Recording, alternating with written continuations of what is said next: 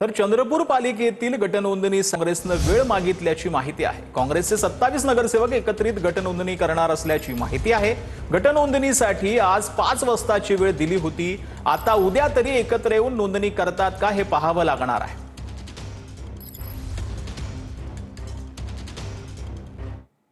तर संभाजीनगर पालिकेसाठी भाजपाकडून गोविंद केंद्रेंची गटनेतेपदी निवड करण्यात आली आहे। भाजपच्या सर्व नगरसेवकांकडून विभागीय आयुक्तालयात जाऊन गटस्थापन करण्यात आला।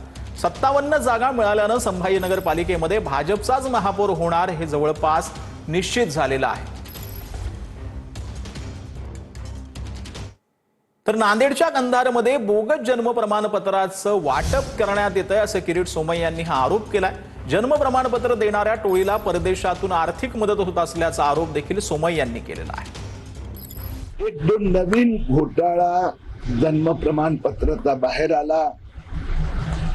6 राज्यात एक गँग काम करीत आहे असं लक्षात आलंय। महाराष्ट्रात 4 ठिकाणी हजारो बोगस एंट्री टाकून जन्म प्रमाणपत्र प्राप्त केले। मला भीती आहे की याला पैसा फॉरेनहून येत आहे। नांदेड जिल्ह्यातल्या अन्य गावाची चौकशी करावी। आम्हाला भीती आहे की नांदेडमध्ये आणखीन असे 2-3 गावं मिळू शकतात।